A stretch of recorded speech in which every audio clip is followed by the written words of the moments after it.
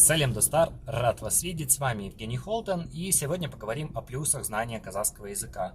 Вы знаете, я не буду затрагивать такие вещи, как патриотизм или просто в целом необходимо знать язык, если ты живешь там в Казахстане, да, знать государственный язык. Это все само собой понятно, но для многих это не служит какой-то мотивацией, а сейчас я буду говорить о конкретных плюсах для человека, который владеет казахским языком.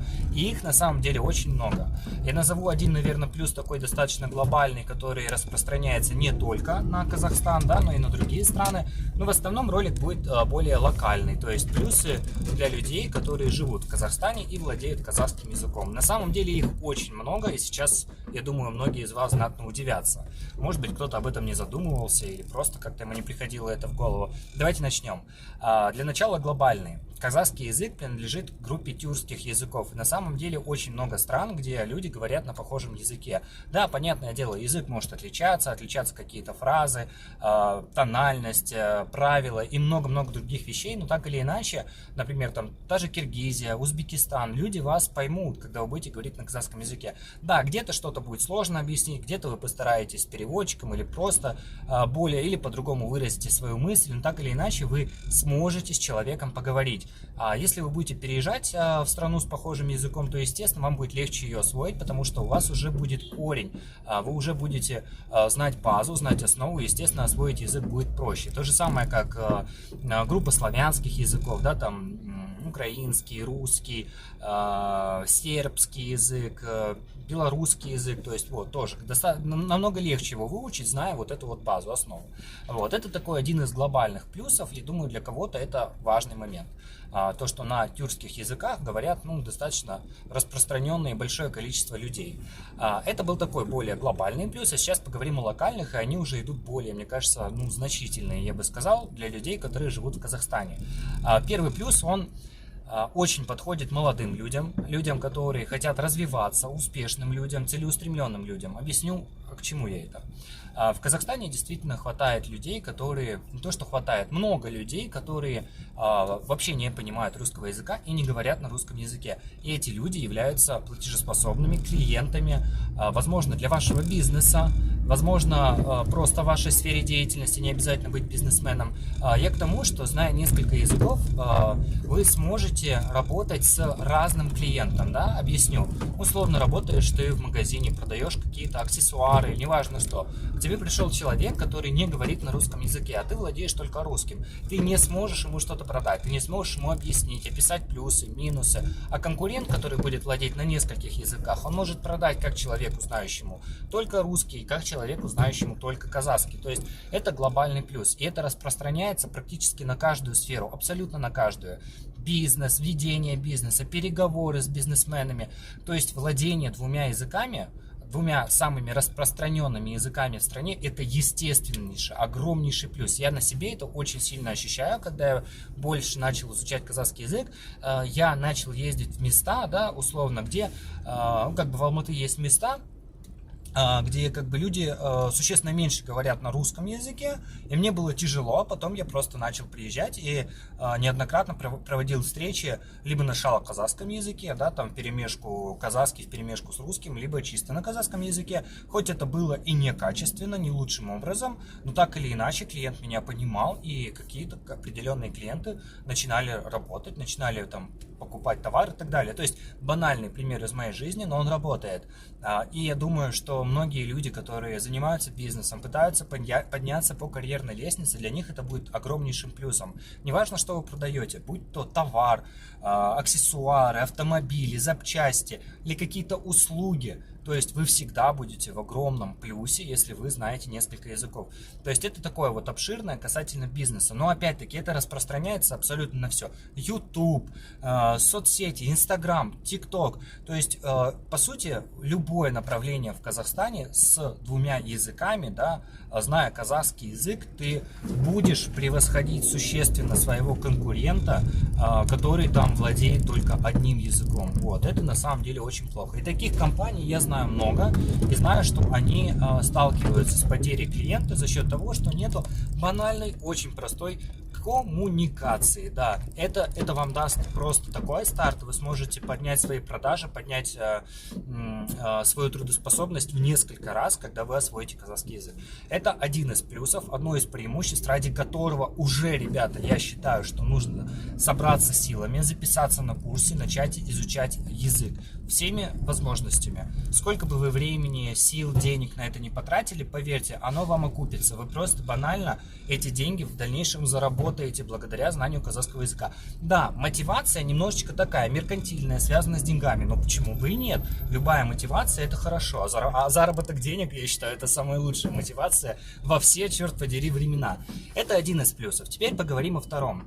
На самом деле язык, который человек знает, это не просто язык, да, то есть это гораздо важнее. Человек, знающий, там, говорящий, живущий в среде, да, там где-то в Америке, говорящий на английском языке, у него даже другая ментальность, другие понятия, по-другому мир выглядит, другое мировоззрение. То есть язык, он очень сильно отличает человека. И такой классный пример, даже делали какие-то, если я не ошибаюсь, эксперименты, да, там опросы. Особенно дети маленькие, они же быстро усваивают языки. Ну, например, там человек жил в России, да, с 5-6-летним ребенком переехал там в Германию, ребенок пошел в садик, в школу, выучил немецкий. Ребенок, знающий несколько языков, он даже по-другому мыслит. То есть он более масштабно, более серьезно, более вдумчиво. Это плюс огромный в любом возрасте, как для ребенка, так и для взрослого состоявшегося человека. И более, если сейчас раскрывать эту тему, к плюсу, к которому я пытаюсь подвести, дав вот эту небольшую информацию, мне неоднократно приходилось, окей, там не прям что постоянно, но я помню как минимум 2-3 случая очень интересных. Последний произошел буквально пару месяцев назад со мной. Я проходил границу с Киргизией, и там вот граница на Гигене была. И получается, со мной еще парни приходили, и я так чуть-чуть нет-нет пообщался на казахском. Потом вышли, пока я ждал там родственников, тоже они границу проходили, да. Пока я вышел, получается, и что-то мы с языками зацепились, они почти не говорили на русском языке, то есть мы начали общаться на казахском, для них это стало огромным удивлением, что человек со славянской внешностью спокойно с ними говорит на казахском языке, и они мне столько всего рассказали, и это люди, которые мыслят по-другому, у них другая культура, у них вот какое-то другое мировоззрение, очень добрые, светлые люди, мне было так интересно, да, мы пообщались 10-15, но я уже от этого набрался огромное количество энергии, это круто, то есть зная казахский язык, вы сможете обрести, да, вот понять свою страну совсем по-другому, совсем иначе. Многие говорят, что вот, хорошо знают культуру, там, да, и я тоже постоянно говорил, вот, я там люблю кухню казахскую, да, вот какие-то такие вещи. Это безусловно, да, это тоже очень много, это очень важно, да, это наш менталитет. Но когда ты знаешь язык, когда ты можешь поговорить с человеком полноценно, это, я считаю, это совсем, ребятушки, по-другому. Поэтому, чуть-чуть прикрою, это прям солнце. Вот, это тоже очень интересный момент. Вы сможете иначе взглянуть на страну, в которой вы живете. Она отличается. Она отличается, когда ты говоришь только на русском, и она отличается, когда ты помимо этого говоришь еще и на казахском. Тоже считаю огромный большой плюс. Последнее, что хотелось бы выделить, оно больше плюсом является для категории, да, людей со славянской внешностью. В Казахстане, когда ты со славянской внешностью и свободно, или хотя бы просто даже банально говоришь на казахском языке, на тебя смотрят и,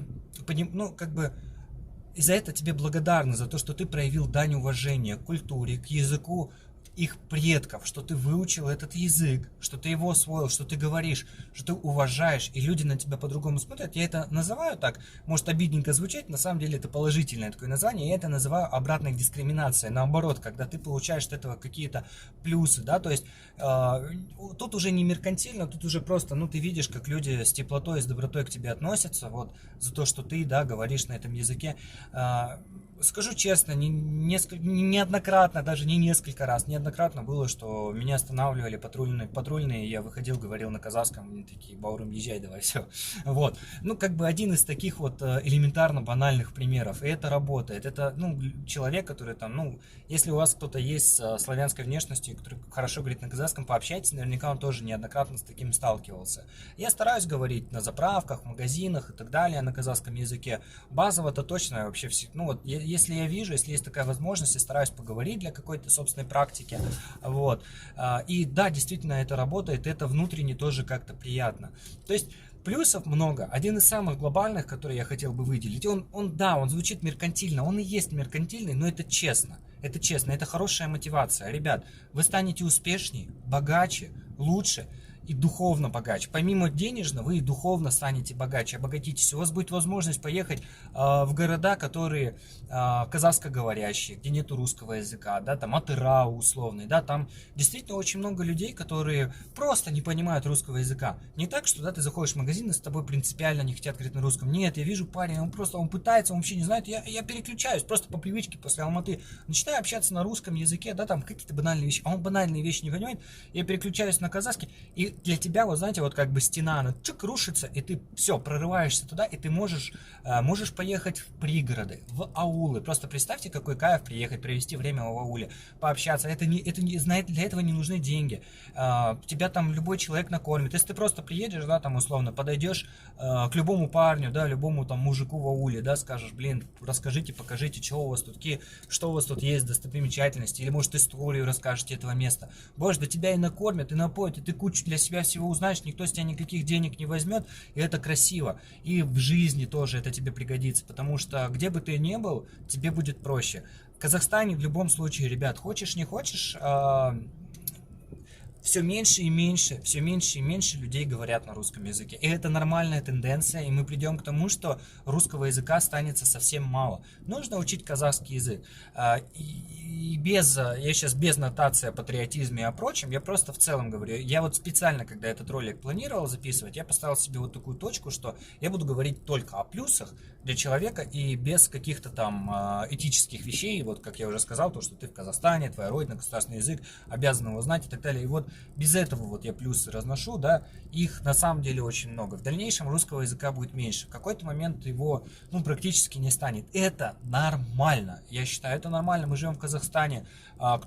Никто не будет притеснять русский язык, я считаю, но он будет уходить из таких вещей, как общепит, магазины, госуслуги. Это абсолютно нормально. К этому приходит любая постсоветская страна, и есть примеры стран, где к этому уже давно пришли: Эстония, Литва, Латвия, Таджикистан, Узбекистан, отчасти уже Киргизия начинает к этому идти. Это нормально, от этого никуда не денешься, поэтому любите свою страну, хотите в ней развиваться, хотите в ней быть успешным, а я вам скажу честно, ребят, на постсоветском пространстве Казахстан сейчас это лучшая страна для заработка, для жизни, по уровню, по качеству жизни, по образованию, по здравоохранению. Это реально лучшая страна. Я побывал, я посмотрел, я послушал людей, которые приехали, кто мне помогал обосноваться здесь.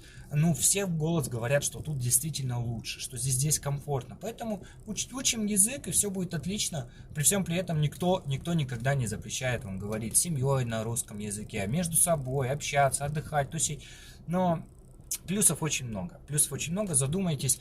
Минус один. Дорого. Дорого учить казахский язык. Это, минус. Все, ребят, всем спасибо за просмотр. Надеюсь, вам ролик заедет. Я старался. Если что-то упустил, наверняка какие-то плюсы. Может, у вас есть какой-то опыт. Напишите в комментариях, я с удовольствием почитаю. Я все комментарии, не прям без исключения. Если, ролик свежий, первые недели 2-3 выпуска, я точно все читаю. А дальше уже, конечно, нет, потому что у меня уже там под косарь роликов. Все не прочитаешь, с ума сойдешь. Мне придется несколько лет просто читать комментарии. Поэтому, ребятки, пишите. Я стабильно первые пару недель обязательно посмотрю, где-то отвечу, где-то сердечки поставлю. Всем салбол, всех был рад видеть.